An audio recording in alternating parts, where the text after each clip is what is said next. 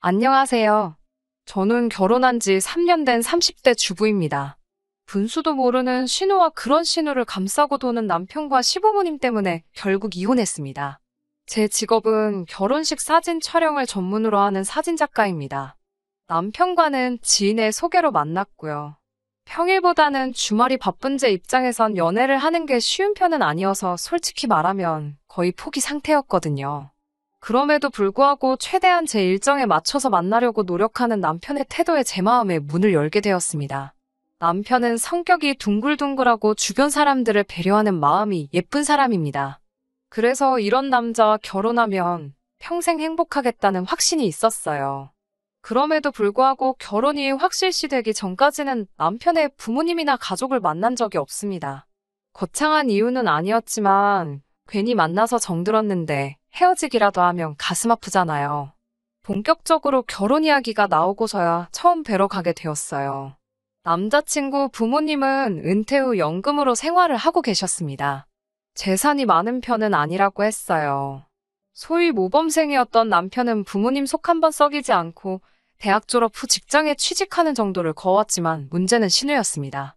10대 시절 불량 학생들과 어울리던 신우는 커서도 정신을 못 차렸다고 한 번은 남편이 이야기를 해준 적이 있어요. 평소라면 가족이든 남이든 다른 사람에 관한 이야기를 잘하지 않는 남편이 있지만 그날은 취기가 올라서 말실수를 하듯 털어놓은 것이었지요. 며칠 뒤 그때 이야기가 뭐냐고 제가 묻자 남편은 아차 싶은 눈치였지만 결국 자세히 이야기해 주었습니다. 신우는 질 나쁜 친구들과 어울리기를 반복했고 그러다 보니 성적도 하루가 다르게 떨어지더래요. 결국 신우가 갈 수 있는 대학은 어디 산골에 있는 지방대나 가면 모를 거 없었다고 하더라고요.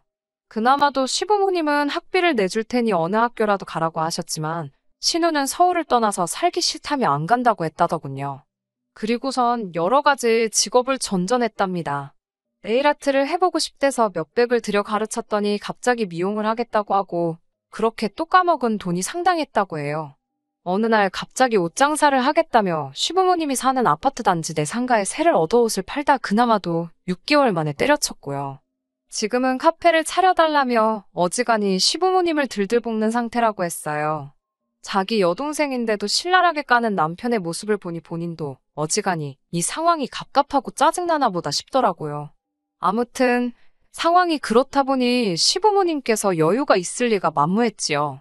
그나마 시아버지가 오랫동안 공기관에서 근무하신 덕분에 적지 않은 연금이 나오고는 있었지만요. 눈치를 보아하니 신우가 그마저도 탐을 내는 것 같았습니다. 여기까지가 제가 결혼 전 시댁에 대해 느낀 바였어요. 시댁이 경제적으로 여유가 없고 철딱선이 없는 신우가 하나 있다는 게 마음에 걸리긴 했지만 남편 자체로는 아무런 문제가 없었습니다. 결혼이 단 두 사람의 만남이 아니라 두 집안의 만남이라는 말도 알았지만 신우 하나가 그토록 큰 치명타가 돼서 돌아올 줄은 그때는 알 길이 없었지요. 그저 남편이랑 저랑 서로 사랑하고 열심히 살면 모든 것이 좋을 거라고 생각한 순진한 제가 잘못이었을까요? 나이 30이 넘어서 결혼하는데 양가 어른들에게 손을 벌리고 싶지 않았습니다. 그래서 제가 모아놓은 돈 5천과 남편이 모아놓은 돈 3천으로 어떻게든 해결해보려고 했지만 쉬운 일이 아니더라고요. 한참 집값이 천정부지로 오를 때기도 했고 그렇다고 대출을 받자니 시작부터 빚을 낸다는 게 내키지 않았던 것도 사실입니다. 잠 못 이루며 소갈이하던 딸의 상황을 알아차리신 친정부모님은 마침 당신들이 세를 준 아파트에 세입자가 사정이 생겨나간다고 했다며 일단 거기라도 들어와 살라고 말씀해 주셨습니다. 이 기쁜 소식을 당장이라도 전화로 전하고 싶었지만 어차피 다음날 만나서 데이트를 하기로 되어 있었고 안도하고 기뻐하는 남편의 모습을 직접 제 눈으로 보고 싶은 마음도 있었기 때문에 꼭 참고 하루를 기다렸습니다. 당연히 예상했던 대로 남편은 미안하고 고맙다며 어쩔 줄 몰라 하며 기뻐했어요. 이제 정말 걱정할 건 하나도 없겠다라며 결혼 준비에 박차를 가했지요. 저는 남편에게 집을 친정부모님께서 해결해 주신 만큼 혼수는 남편이 했으면 좋겠다고 했습니다. 허례허식인 예단과 예물은 생략하자고도 했고요. 둘이 가진 게 없어서 저희 부모님께 도움을 받은 마당에 남들 하는 걸 다 챙기는 건 사치라고 생각했습니다. 저는 시댁에서도 당연히 이런 제 의견에 동의하실 거라 생각했고요. 하지만 사람 마음이 다 제 마음 같은 건 아니더군요. 이미 어느 정도 남편과 제 사이에서 이야기가 오간 상황이었기에 저는 상견례는 단순한 절차 정도로 여겼습니다. 결혼식 전에 양가가 모여 맛있게 식사 한 끼 같이 하는 자리 정도로 가볍게 여긴 제 잘못이었을까요? 시댁과 저희 집 중간에 위치한 한정식 집에 양가가 모였습니다. 처음 한동안은 분위기가 좋았어요. 그런데 혼수와 예단 문제가 나오면서 조금씩 삐그덕거리는 느낌이었습니다. 저희 친정 부모님이 먼저 혼수 이야기를 꺼내셨어요. 그러자 시부모님께서는 요즘에는 가전제품 딸린 집들도 많은데 기왕이면 그런 집을 해주시지 그러냐고 묻더라고요. 저는 제 귀를 의심했습니다. 시어머니의 예상치 못한 말씀에 저희 친정부모님도 당황하신 눈치였어요. 그 상황을 알고 그러시는 건지 모르고 그러시는 건지 시어머니는 계속해서 말씀을 이어가셨습니다. 그냥 그 오래된 아파트는 남한테 세를 주시고 그 전세금 받은 걸로 아이들 작은 오피스텔이나 하나 사주시면 어떠냐고요. 그러면 뭐 따로 가전제품 같은 거 안 사도 되고 좋지 않냐고요. 듣다 못한 친정어머니가 그럼 그 세입자 나갈 때는 아이들 오피스텔이라도 팔아서 전세금을 줘야 하냐고 웃으며 물으셨습니다. 그러자 시어머니는 애들 사는 집을 팔면 애들은 어디 가서 사냐고 되물으셨는데 듣고 있는 제가 다 어이가 없더라고요. 남편도 저랑 같은 생각이었는지 시어머니를 말리며 무슨 소리를 하시는 거냐고 그만하라고 한마디 하더라고요. 시어머니는 궁시렁거리시며 잘난 네가 다 알아서 하라고 남편에게 한마디 하셨고요. 제가 생각한 상견례하고는 분위기가 많이 달랐습니다. 시아버지는 원래도 말수가 많은 편은 아니시거든요.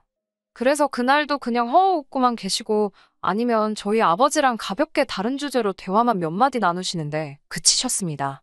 시어머니가 하도 말이 안 되는 소리를 하신 덕분에 과묵하신 시아버지가 좋아지는 신기한 경험을 다 해봤네요. 결국 처음에 남편과 제가 정한 대로 남편이 혼수를 해오고 예단과 예물을 생략하는 조건으로 결혼식을 올리게 되었습니다. 남의 결혼식만 찍어주다가 제가 찍히는 입장이 되니까 그것도 색다르던걸요. 그리고 한 1년 넘게 저희 참 잘 살았습니다. 크고 작은 다툼도 없었고 가끔 시어머니가 남들 다 받는 금팔찌 하나 며느리한테 못 받았다며 저에게 심술을 부리긴 하셨지만 그 정도는 다른 분들 시집살이에 비하면 아무것도 아니니 이야기하지 않겠습니다.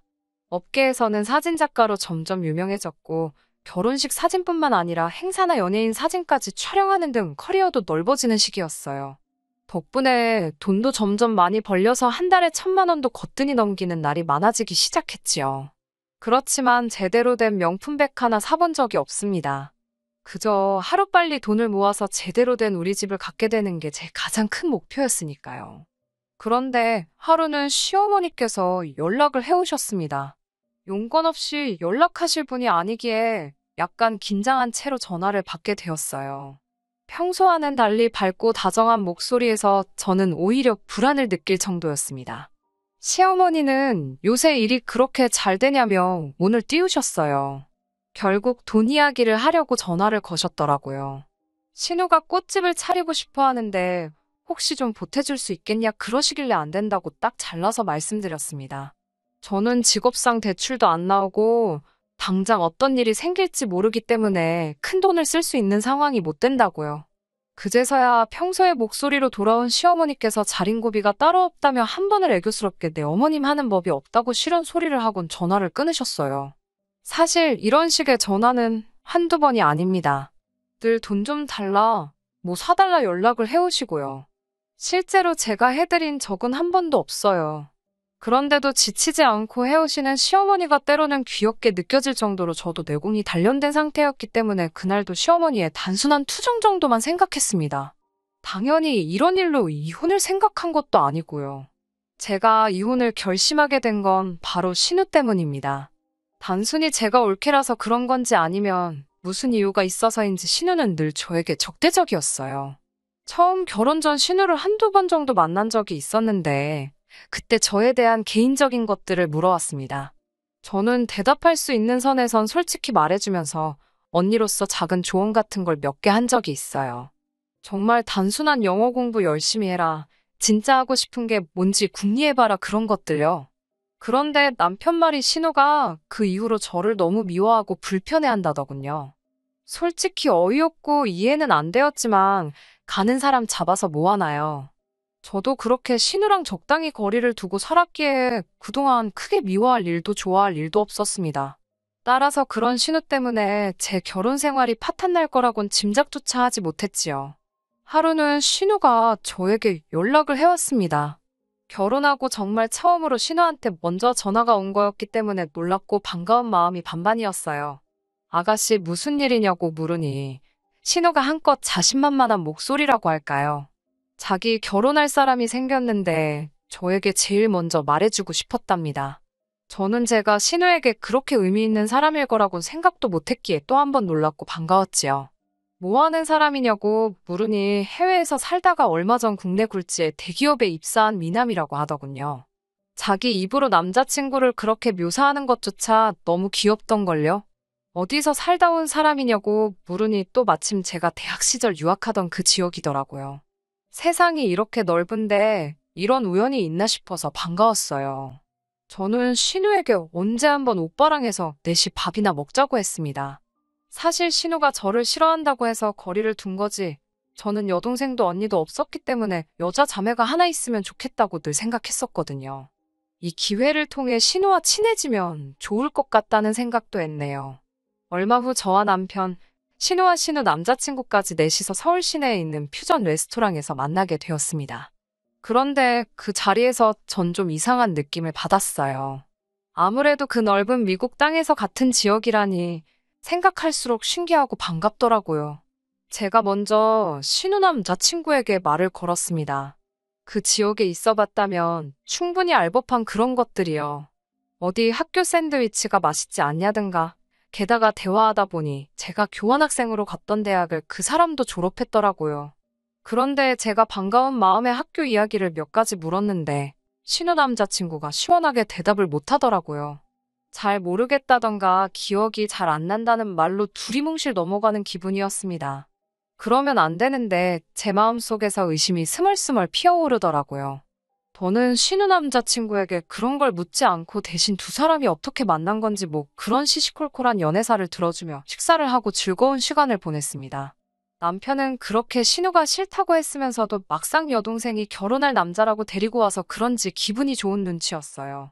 집으로 돌아와 씻고 자려는데 신우에게 연락이 왔습니다. 오늘 전부 다 감사한데 남자친구가 미국에서 있던 기억이 좋기만 한 건 아니라서 대답을 잘못했다며 미안하다고 전해달랬다고 하더군요. 또 그 말을 들으니 그럴 수도 있겠다. 내가 배려가 없었나 싶어서 미안한 마음이 살짝 들었네요. 그렇게 신우의 결혼식도 조금씩 준비가 되어가기 시작했습니다. 그런데 역시 문제는 돈이었어요. 저야 친정에서라도 도와줘서 결혼을 할 수 있었지만 문제는 시댁이 이번에도 신우를 도와줄 만큼 경제적 여건이 되질 않았지요. 남편을 통해 듣자 하니 신우가 울고불고 난리가 났더랍니다. 결혼만 하면 사모님 소리 들으며 살 수 있는데 이러다간 결혼도 못하게 생겼다며 어디서든 돈을 구해오라고 나이든 시부모님을 달달 볶는다고요. 하지만 직장도 없고 갚을 능력도 안 되는 시부모님께 대출을 받아오라니 말도 안 되는 소리였지요. 그래서인지 다시 온 가족의 기대가 저를 향하는 느낌이었습니다. 당연히 저는 안 된다고 버티는 상황이었고요. 저는 신우에게 일단 그쪽 부모님을 만나보라고 제안했습니다. 그러자 신우 말이 자기 남자친구와 어머니는 너무 바쁘신 분이래요. 얼마 전에도 외국에 볼 일이 있다며 나가셨다며 상견례도 못 하실 것 같다고 하셨답니다. 일단 신우 돈으로 결혼 준비하고 날짜랑 다 잡으면 결혼식 당일날에는 들어오기로 하셨다나요. 솔직히 딱 들어도 말이 안 되는데 어찌된 영문인지 신우뿐만 아니라 남편과 시부모님 모두 그럴 수도 있지 않냐는 식이었습니다. 말도 안 된다고 하는 저에게 찬물 끼얹지 말라더군요. 저도 머리 아픈 일에 끼어들어서 괜히 싫은 소리나 듣는 상황이 짜증나서 알아서들 하세요란 마음으로 내버려두고 제 본업에 열중하며 시간을 보냈습니다. 막말로 신우가 진짜 사모님 소리 들을 만한 집에 시집이라도 가면 축하하면 되는 거지 뭐 제가 형사도 아니고 들쑤시고 다닐 필요가 없잖아요. 그리고 얼마 후 남편이 하루는 저에게 정말 딱 1,000만 원만이라도 빌려주면 안 되냐고 묻더군요. 신우 때문이냐고 그러니까 그래도 여동생 시집 가는데 오빠로서 좀 보태주고 싶어서 그런답니다. 남편도 적게 버는 게 아닌데 돈 1,000만 원 때문에 저에게 부탁을 하는 게 쉽게 이해가 되지 않았어요.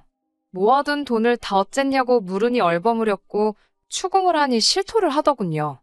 신우 남자친구가 좋은 투자처가 있다며 자기 믿고 투자하라고 꼬셨다는 거예요. 마늘밭에 묻어둔 돈이다 생각하고 3년 뒤에 열어보면 대박이 나 있을 거라나요. 그럼 투자했다는 그 회사가 어디냐? 증거 서류 같은 건 어딨냐고 물으니 그것도 다 자기가 관리해준다며 신우 남자친구가 가지고 있답니다. 어처구니가 없었고 저는 남편에게 일단 제가 생각 좀 해보겠다며 기다려달라고 했어요. 또 다시 제 마음속에서 신우 남자친구에 대한 의구심이 싹트기 시작했습니다. 어찌됐건 신우는 제 가족인데 에라 모르겠다라는 심정으로 내버려두기도 그렇더라고요. 결국 교환학생 시절 인연을 맺었던 몇몇 친구들에게 신우 남자친구의 사진과 이름을 보내주곤 혹시 알거나 들어본 적 있는지 물어봤어요. 서울에서 김서방 찾기 같았지만 그래도 혹시나 하는 마음에 시도라도 해본 거지요. 다행히 신우 남자친구를 아는 사람이 나타났습니다. 2다리를 건너서 알게 된 그 사람에게서 듣게 된 신우 남자친구는 정말 할 말을 잃게 할 만큼 악질적인 사람이었어요. 이미 결혼도 2번이나 했었고 아이도 하나 있는 사람이더군요. 미국에서 불법 체류로 3년 정도 있다가 불미스러운 일로 인해 추방당한 상황이었고요. 아주 파렴치한 사람으로 소문이 파다하다고 했습니다. 어쩌다 그런 남자에게 신우가 걸린 건지 한시라도 빨리 신우를 만나 정신 차리게 해야겠다는 생각뿐이었네요. 남편에게 부탁해 신우를 불러내 셋이서 카페에 모였습니다. 저는 제가 알아낸 사실을 신우와 남편에게 들려주었어요. 그런데 신우의 반응은 제 예상과는 너무 달랐습니다. 저더러 언니는 왜 무슨 자격으로 상대방 동의도 없이 뒷조사를 했냐면서 진짜 예전부터 잘난 척 해대는 거 정말 재수없었다는 거예요. 좋은 일 하려다가 뺨 맞는 기분이었습니다. 저는 신우에게 그동안 내가 혹시라도 선을 넘은 적이 있다면 미안하다. 하지만 나는 신우가 걱정이 돼서 그런 거라고 달랬습니다. 하지만 신우는 이미 들을 생각이 없어 보였습니다. 저더러 무식하게 남의 뒷조사나 한다며 수준 떨어진다더군요. 그런 광경을 보고 남편이라도 신우에게 따끔하게 한마디 했다면 제가 절대로 헤어지잔 소리는 안 했을 거예요. 하지만 남편이란 작자가 한다는 소리가 이번엔 제가 선을 넘었답니다. 둘 다 성인인데 뭘 그렇게 감나라 배나라 하냐고요. 그러면서 저더러 한다는 소리가 잔소리하지 말고 자기가 일전에 말한 1,000만 원은 언제 해줄 거냐고 묻더군요. 순간 저도 욱해서 나한테 돈 맡겨놨냐고 물으니까 남편이 코웃음을 치더니 치사하답니다. 그러면서 자기 여동생 시집 가는데 돈 해주기 싫으니까 아예 결혼을 파토를 내려는 심산이냐고 묻더군요. 제가 날 어떻게 보고 그런 소리를 할 수 있냐고 하니까 그러면 그냥 빌려달라는 돈이나 빌려주고 축하나 해주래요. 남편의 후한무치 아나무인에 저는 깨닫고 말았습니다. 앞으로 이런 남자와 평생을 살기엔 제 인생이 너무 아깝다는 걸요. 며칠 뒤 신우에게서 연락이 와서는 날짜를 불러주며 그때까진 자기 계좌에 돈 꼭 넣으랍니다. 그래야 식장 예약도 하고 그런다고요. 결국 저는 남편에게 연락해 갈라서 자고 했습니다. 남편은 오히려 저더러 후회하지 말라면서 좋다고 하더군요. 나중에 알게 된 일이지만 이것도 신우 남자친구가 남편을 달래려고 수익이 났다며 얼마 돈을 쥐어줬나 봐요. 아무튼 남편은 자기는 아무것도 필요 없다며 제가 원하면 헤어져 준다더군요. 저는 진흙탕 싸움이 되진 않을까 걱정했는데 남편의 의외의 행동에 속으로 쾌재를 불렀습니다. 그렇게 남편과 이혼을 하고 반년쯤 지났을 무렵입니다. 남편과 저는 처음에 서로를 이어준 지인 한 사람을 제외하곤 큰 접점이 없었기에 남편 소식을 알 길이 없었어요. 궁금하지도 않았고요. 그러다 엊그제 지인이 지나가는 말처럼 한마디 하더라고요. 그 집 지금 작살났다고요. 신우의 남자친구는 결혼식까지 올리고 나서야 자기가 애딸린 이혼남이라는 사실을 밝혔나 봐요. 거기다 갑자기 애를 책임지고 싶다면서 다시 미국으로 들어가겠다고 하더래요. 신우한테는 혼자서 서울에서 잘 지내고 있으라며 애가 좀 크면 돌아오겠다 했다나요? 말도 안 되는 이야기잖아요. 게다가 남편에게는 투자한 종목이 폐지가 되었다면서 유감이라고 했답니다. 저랑 살 때도 이미 저 몰래 시부모님 돈까지 빌려서 투자를 했었나 봐요. 그게 자그만치 5천만 원인데 신우 남자친구가 투자는 원래 본인 책임이라며 한 발 빼더랍니다. 그런 남편과 시댁의 일들을 듣고 있으니 제가 그 진흙탕에서 먼저 빠져나온 게 신의 한 수였다는 게 절실히 느껴졌습니다. 다행히 저는 이혼 후에 더 일이 잘 풀리고 있어요. 시간적, 공간적 자유가 주어지니 일도 더 많이 할 수 있고 사람들도 더 많이 저를 인정해 주더라고요. 지금은 이혼 후 느낀 감정을 토대로 사진을 찍고 사진집으로 출간할 계획을 가지고 있습니다. 저도 그렇고 모든 사람들이 웃는 일만 가득했으면 좋겠네요. 끝까지 들어주셔서 감사합니다. 오늘의 사연은 여기까지입니다. 구독과 좋아요, 알람 설정 부탁드리고 더 좋은 사연으로 다시 찾아뵙겠습니다. 감사합니다.